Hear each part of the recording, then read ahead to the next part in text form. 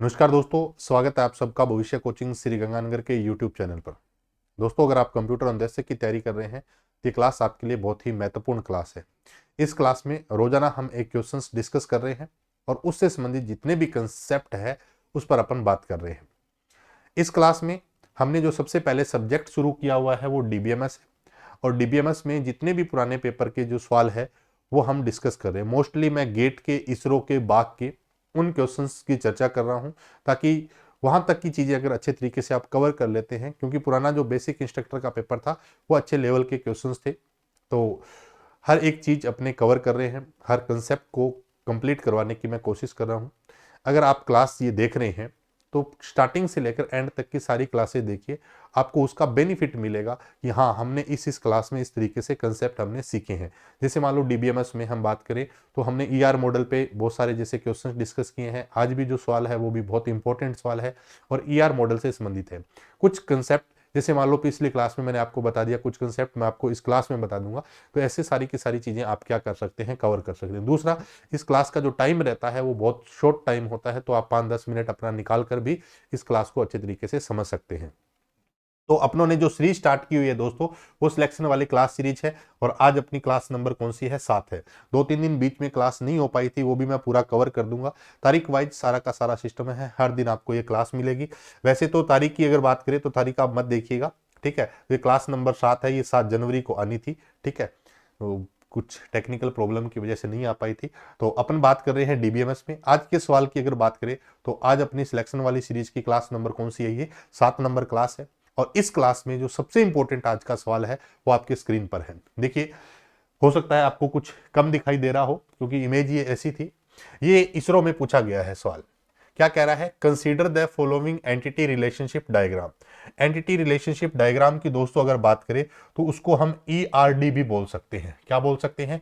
ERD भी बोल सकते हैं। ये भी विशेष ध्यान रखें, इनकी शॉर्ट फॉर्म भी या फुल फॉर्म भी एग्जाम्स में पूछी जा सकती है। ईआरडी का मतलब क्या होता है? एंटिटी रिलेशनशिप डायग्राम है। आपको इसने क्या दिया हुआ है? एक ईआरडी दिया है। Which of the following possible relation will we not hold if the above ERD is mapped into relational model। मैं आपको सिंपल भाषा में बता दूं, ये क्या कह रहा है कि हमें एक ईआरडी दिया गया है। ईआरडी मतलब entity relationship diagram. ER model की अगर बात करें तो उसका एक डायग्राम दिया हुआ है और इस डायग्राम को अगर हम आरडीबीएमएस में कन्वर्ट करते हैं तो इनमें से कौन सा ऐसा ऑप्शन है जो इन पूरी की पूरी मैपिंग को होल्ड नहीं कर सकता? पूरी की पूरी मैपिंग को होल्ड नहीं कर सकता, इस चीज को बताना है। कहने का मतलब है कि हम अगर टेबल बनाएं किस नाम की? पर्सन नाम की। ये देखो, पर्सन नाम की एक एंटिटी है, एग्जाम नाम की एक एंटिटी है और एक क्वालिफिकेशन नाम का हमारे पास क्या है? इनके बीच में रिलेशनशिप है। अब पर्सन नाम की टेबल बनेगी तो उसके कौन कौन से एट्रीब्यूट हो सकते हैं? एग्जाम नाम की अगर कोई टेबल बनेगी तो उसके कौन कौन से एट्रीब्यूट है? क्वालिफिकेशन की बात करें तो इसके कौन कौन से एट्रीब्यूट है? ये इसने पूछा है कि कौन सा ऐसा ऑप्शन है जो इसमें वैलिड नहीं हो सकता, बाकी सारे क्या हो सकते हैं? वैलिड हो सकते हैं। मैं आपको एक छोटी सी राय और देना चाहता हूं कि जब भी आप किसी भी सवाल को देखें तो ये जरूर देख लें कि वो हाँ की बात कर रहा है या ना की बात कर रहा है। जब हम एग्जामिनेशन हॉल में होते हैं ना, तो कहीं ना कहीं एक प्रॉब्लम रहती है कि गलती हम ये कर देते हैं कि कौन सा पूछ रहा है, या वो यस की बात कर रहा है या वो नो की बात कर रहा है, वो ट्रू की बात कर रहा है या फॉल्स की बात कर रहा है। तो इन पॉइंट पर अगर विशेष ध्यान रखेंगे तो आपके सवाल सही होने के चांसेस उतने ही बढ़ जाते हैं। ये पूरा का पूरा जो डायग्राम है मैं एक बार दोबारा ड्रॉ कर देता हूं ताकि किसी को ये समस्या न आए कि सर इसमें क्या लिखा हुआ है। इसने 2 एंटिटी हमें बताई है। कितनी एंटिटी है? 2 एंटिटी है। एंटिटी को आप जानते हैं ईआर मॉडल में किससे दर्शाते हैं? रेक्टेंगल से दर्शाते हैं। और इनके बीच में एक क्या है? रिलेशनशिप है। इनके बीच में दोस्तों क्या है? एक रिलेशनशिप है। ये जो एंटिटी है, पहले वाली एंटिटी है, ये इस तरीके से इन्होंने बनाया हुआ है। ये जो पहली एंटिटी है, इस एंटिटी का नाम है पर्सन एंटिटी। क्या नाम है? पर्सन एंटिटी नाम है। और दूसरी जो एंटिटी है दोस्तों, इसका नाम है एग्जाम एंटिटी है। किस नाम से है ये? एग्जाम के नाम से है। और ये जो रिलेशनशिप है क्वालिफिकेशन के नाम से। ये मैं शॉर्ट में लिख रहा हूं।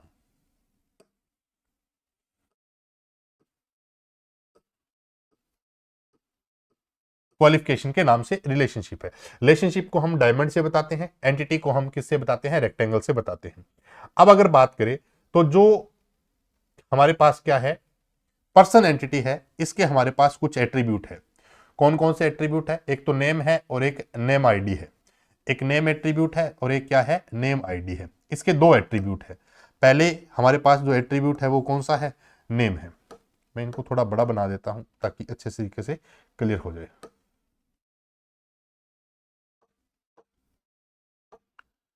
एक हमारे पास क्या है, दो एट्रीब्यूट है। पहले एट्रीब्यूट का नाम क्या है दोस्तों, नेम एट्रीब्यूट है।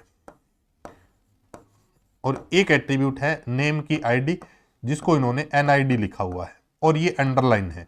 अंडरलाइन का मतलब है कोई भी एलिप्स में अगर कोई शब्द अंडरलाइन है, इसका मतलब ये की एट्रीब्यूट है। ये हमारा कौन सा एट्रीब्यूट है, की एट्रीब्यूट है। तो ये हमारे पास इसके दो एट्रीब्यूट है। कौन कौन से हैं, एक तो आपको पता चल गया नेम है और दूसरा क्या है, एनआईडी है। ऐसे ही जो पर्सन एंटिटी है ना, इसके भी हमारे पास कितने एट्रीब्यूट है, दो एट्रीब्यूट है। पर्सन एंटिटी के भी, सॉरी, एग्जाम एंटिटी के दो एट्रीब्यूट है, एग्जाम आईडी और एग्जाम नेम। इसके भी कितने एट्रीब्यूट है, दो एट्रीब्यूट है। आप जानते हैं एट्रीब्यूट को हम किससे बताते हैं, एलिप्स से बताते हैं। पहला हमारे पास क्या है, एग्जाम आईडी है और एग्जाम नेम है। एक तो क्या है, एग्जाम आईडी है, एग्जाम आईडी है, और एक हमारे पास क्या है, एग्जाम नेम है, एग्जाम है नेम है। इन्होंने एग्जाम आईडी को अंडरलाइन किया हुआ है, इसका मतलब ये की एट्रीब्यूट है। ये हमारे पास क्या है, की एट्रीब्यूट है। तो इसके भी कितने एट्रीब्यूट हो गए, दो एट्रीब्यूट हो गए। ये हो गया और ये वाला एट्रीब्यूट। एट्रीब्यूट को किससे बताते हैं, एलिप्स से बताते हैं। इन्होंने एक काम और भी दे रखा है आपको, कि इन्होंने कहा कि एक रिलेशनशिप का भी एट्रीब्यूट है। रिलेशनशिप का भी एक हमारे पास क्या है, एट्रीब्यूट है, और इसका नाम क्या है, क्वालिफाइड डेट है। मैं इसको शॉर्ट में डेट लिख देता हूं कि हमारे पास है क्वालिफाइड डेट नाम का भी एट्रीब्यूट है। जो एट्रीब्यूट किसका है दोस्तों, रिलेशनशिप का। ये डायग्राम था, मैंने इसलिए ड्रॉ कर दिया कि हो सकता है ये प्रॉपर तरीके से इमेज नहीं दिखाई दे रहा। अब अपने को इसको बदलना है, किसके अंदर, आरडीबीएमएस में बदलना है। तो क्या क्या पॉसिबिलिटी हो सकती है वो सारी बातें अपन कर लेते हैं। और इन्होंने ये जो रिलेशनशिप बता रखी है ना, ये जो रिलेशनशिप मैपिंग कोऑर्डिनेटी है वो है M to N की बात कर रहा है। M और N मेनी टू मेनी की बात कर रहा है। किसकी बात कर रहा है, मेनी टू मेनी की बात कर रहा है। अब अगर इस पूरे पार्ट को अगर देखें ना, तो बड़ा ही सिंपल हो गया ये अपने पास पार्ट। कैसे हो गया सर, ये देख लेते हैं। लास्ट क्लास अगर आपने देखी है ध्यान से, तो उस क्लास में मैंने आपको नियम बताया था कि अगर आपके पास कोई भी रिलेशनशिप कैसी हो, मेनी टू मेनी हो। कैसी हो, मेनी टू मेनी हो, जिसको हम क्या लिखते हैं, MN लिखते हैं।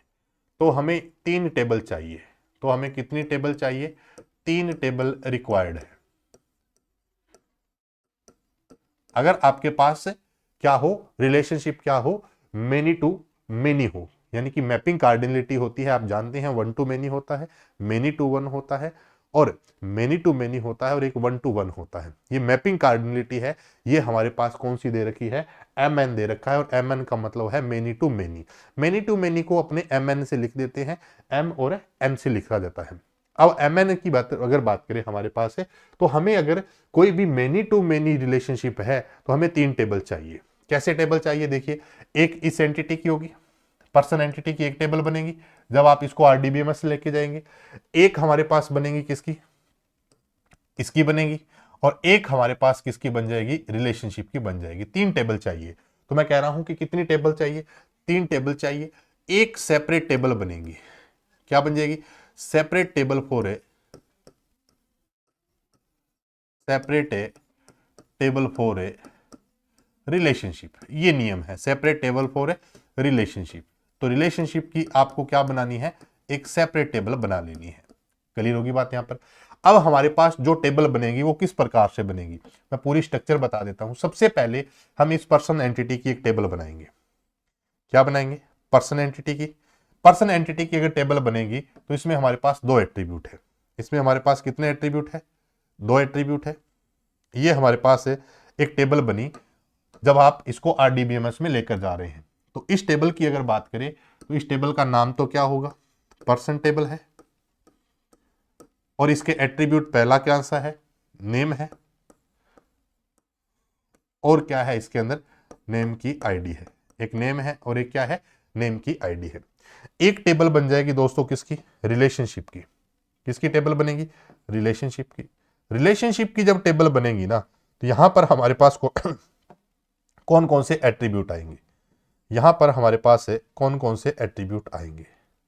देखिए, एक एट्रीब्यूट तो हमारे पास आ जाएगा दोस्तों रिलेशनशिप का, जो हमने डेट के नाम से लिखा हुआ ना, ये वैसे पेपर में एक पूरी क्वालिफाइड डेट लिखा डेट के नाम से।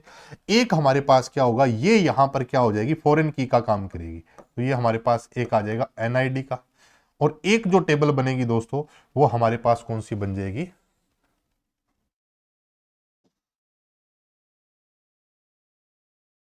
एग्जाम की। ये जो एग्जाम एंटिटी है इसकी टेबल, इसमें दो एट्रीब्यूट है, एक आईडी में लिख देता हूं और एक मैं एग्जाम नेम की बात कर लेता हूं, एग्जाम में नेम की बात कर लेते हैं। ये हमारे पास इस प्रकार से बनेगी। ये टेबल बन गई पर्सन की, ये टेबल जो बनेगी ये क्वालिफिकेशन की बन जाएगी।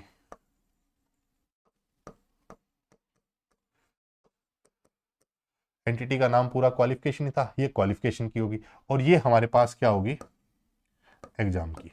यानी कि ये एंटिटी एग्जाम नाम का है, ये रिलेशनशिप का नाम क्वालिफिकेशन है, इस एंटिटी का नाम क्या है, पर्सन है। ये तीन टेबल बन गई। यहां पर एक एट्रीब्यूट आ जाएगा, जो इसका की एट्रीब्यूट है वो कौन सा है, एग्जाम आईडी है। ई आईडी लिख देता हूं मैं, एग्जाम आईडी। ये हमारे पास इधर फॉरेन की हो जाएगी, ये हमारे पास इधर फॉरेन की हो जाएगी।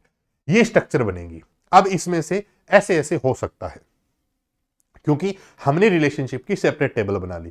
अब जो रिलेशनशिप जो बनाई है, वो इधर की एक हमारे पास टपल, इधर की किस टपल के साथ कैसे रिलेशनशिप बना रही है, इस रिलेशनशिप टेबल से हमें पता चल जाएगा। तो हमने रिलेशनशिप की अलग से टेबल बना ली। मैंने आपको लास्ट क्लास में अच्छे तरीके से बताया था, फिर भी मैं बता देता हूं कि किसी को डाउट न रहे। अगर आपके पास कोई भी मैपिंग कार्डिनलिटी कैसी हो, 1 to many हो या many to 1 हो, 1 to many हो या many to 1 हो, तो आपको दो टेबल चाहिए, two table required. Two table required, कितनी टेबल चाहिए, दो टेबल चाहिए। और relationship merge with, relationship merge with, merge with many side, merge with many side, many side. इसका छोटा सा एक एग्जांपल बता देता हूं मैं आपको। ये मेरे पास एक एंटिटी है और ये भी मेरे पास एक एंटिटी है, इनके बीच में एक रिलेशनशिप है। ये हमारे पास रिलेशनशिप है, इनके बीच में एक रिलेशनशिप है। ये रिलेशनशिप चाहे आप 1 to many मान लो या many to 1 मान लो, एक ही बात है, ठीक है। अब हमें क्या करना है कि ये कोई एंटिटी E1 है, ये कोई एंटिटी E2 है, और ये हमारी रिलेशनशिप है। अब अगर आपके पास 1 to many या many to 1 हो, तो हम क्या करते हैं कि इसकी अगर ऊपर वाले को माने 1 to many, तो हम इसको कैसे ज्वाइन करेंगे, 1 to many में हमारे पास ये स्ट्रक्चर हो जाएगी। ये रिलेशनशिप किस में जुड़ जाएगी, दो टेबल चाहिए, एक इस एंटिटी की और एक इस एंटिटी की टेबल बन गई। और ये रिलेशनशिप जो हमारे पास है, ये इस मेनी वाले साइड क्या हो गया, मर्ज हो गया। अगर नीचे वाले को माने आप, तो हमारे पास क्या हुआ, मेनी टू 1 हुआ, तो ये रिलेशनशिप किसके साथ मर्ज हो जाएगी, मेनी साइड हो जाएगी। तो मैंने क्या लिखा है, दो टेबल चाहिए, एक E1 की टेबल बन जाएगी, एक E2 की बन जाएगी। ये जो रिलेशनशिप है और इसके जितने भी एट्रीब्यूट होंगे, वो सारे के सारे मेनी वाले साइड क्या हो जाएंगे, मर्ज हो जाएंगे। लेकिन यहां पर जो गेम हुआ दोस्तों, ये कौन सा है, मेनी टू मेनी है। और मेनी टू मेनी में हमें रिलेशनशिप की सेपरेट टेबल बनानी पड़ती है। अगर 1 to many होता, मेनी टू 1 होता, तो एक दो टेबल से काम चल जाता। लेकिन मेनी टू मेनी में अगर आप आरडीबीएमएस में जाएंगे, तो हमारे पास तीन टेबल चाहिएगी, एक एंटिटी E1 की, एक एंटिटी E2 की, एक रिलेशनशिप की टेबल बनानी पड़ेगी। इसलिए हमें टेबल अलग से बनानी पड़ी, किसकी, रिलेशनशिप की। यहां पर क्या होगा कि इसका जो एनआईडी है वो हमारे पास क्या है, की एट्रीब्यूट है। इधर का एग्जाम आईडी भी क्या है, की एट्रीब्यूट है। तो ये हमारे पास क्या है, इस तरीके से ये ईआईडी है, तो ईआईडी भी लिख देते हैं भाई, ठीक है। कल को कोई कमेंट करके बोलो कि सर आपने तो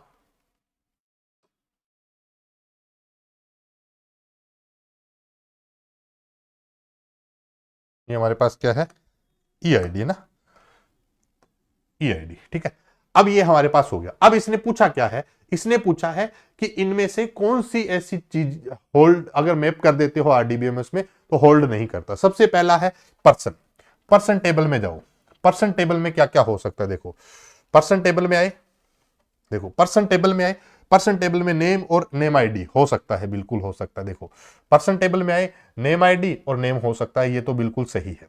क्वालिफिकेशन में आए, इस वाले की बात कर रहा, इसमें डेट आ गई, देखो एक तो नेम आईडी आ गई, एग्जाम आईडी आ गई, क्वालिफिकेशन डेट आ गई, डेट आ गई, नेम आईडी होगी, एग्जाम आईडी आ गई, ये भी हो सकता है, यानी कि दूसरा ऑप्शन भी सही है। तीसरा, एग्जाम में आओ, किसमें आए, इस एग्जाम में, एग्जाम में क्या होना चाहिए, एग्जाम की आईडी, एग्जाम का नेम तो ठीक है लेकिन एनआईडी नहीं हो सकती, ये गलत हो गया। एग्जाम वाले में एग्जाम आईडी और एग्जाम नेम ये हो सकता है, तो इसने पूछा क्या है कौन सा नहीं हो सकता, तो 3 नंबर हमारा नहीं हो सकता। क्यों नहीं हो सकता 3 नंबर, क्योंकि जो एग्जाम नाम की टेबल बनेगी उसमें क्या क्या एट्रीब्यूट है, देखो एग्जाम नाम की टेबल में या तो एग्जाम की आईडी या एग्जाम का नेम आ सकता है, लेकिन एग्जाम आईडी, लेकिन एनआईडी इसका एट्रीब्यूट है, नहीं हो सकता। तो ये हमारे पास क्या हो जाएगा दोस्तों, सी नंबर इसका करेक्ट आंसर हो जाएगा। आई थिंक आपको अच्छे तरीके से क्लियर हो गया होगा। ये बहुत सारे ऐसे सवाल है और अच्छे सवाल है, ज्यादा मुश्किल सवाल नहीं है, लेकिन इनके पीछे की स्ट्रक्चर आपको समझनी पड़ेगी कि हमारे पास जो मैपिंग कार्डिनलिटी दे रखी है वो किस प्रकार से दे रखी है। तो हमें इतना पता होना चाहिए कि कौन सा एट्रीब्यूट कौन सी टेबल का हिस्सा बन सकता है। क्लियर बात यहां पर। फिर भी अगर बात करें तो इसमें अपने एक चीज और भी लिख सकते हैं कि अगर ऐसा कुछ हो मैपिंग कार्डिनलिटी, तो हमें 3 तो टेबल चाहिएगी और 2 फॉरेन की जरूरत पड़ जाती है। तो यहाँ पर 3 तो टेबल चाहिएगी और 2 क्या चाहिएगी, फॉरेन की आवश्यकता होगी। कितने की आवश्यकता होगी, 2 फॉरेन की चाहिए, ये हमारे पास 2 फॉरेन की बन जाएगी। क्लियर होगी बात यहाँ पर। तो ये हमारे पास था इसरो का सवाल, जिसमें हमारे पास आंसर क्या हुआ कि कौन सा होल्ड नहीं कर सकता, तो ये वाला नहीं है, बाकी सारे के सारे हमारे टेबल के अकॉर्डिंग क्या कर रहे हैं, मैच कर रहे हैं। तो दोस्तों इसी तरीके की अगर आपको बेहतरीन कंसेप्ट और इसी तरीके के सवाल अगर आप चाहते हैं तो आप चैनल पे नए हैं तो चैनल को सब्सक्राइब करिए, अपने दोस्तों के साथ जरूर शेयर करिएगा। दोस्तों अगर चैनल पे नए हैं तो आप भी सब्सक्राइब करें, अपने दोस्तों से भी सब्सक्राइब करवाइए और शेयर जरूर करिएगा। क्लास अच्छी लगे तो लाइक कर दीजिए और बेहतर लगता है तो आप कमेंट करके भी बता दीजिए कि आपको ये जो सीरीज है वो किस प्रकार से लगती है। और अगर बात करें तो अगर आप बेसिक कंप्यूटर इंस्ट्रक्टर की बात करें या आप बात करें किसकी, पटवार राजस्थान पुलिस के स्पेशल कंप्यूटर की बात करें, सीनियर कंप्यूटर इंस्ट्रक्टर की बात करें, तो ये सारे लाइव बैच चल रहे हैं, आप मेरे साथ जुड़ सकते हैं इन बैच के माध्यम से भी। तो ये रोजाना का स्टूडियो लाइव है, क्लासरूम से लाइव नहीं है, तो आप इन बैच के साथ भी आप हमसे जुड़ सकते हैं। और इसी तरीके के बेहतरीन क्वेश्चंस के साथ फिर मुलाकात करेंगे दोस्तों, तब तक के लिए नमस्कार, धन्यवाद।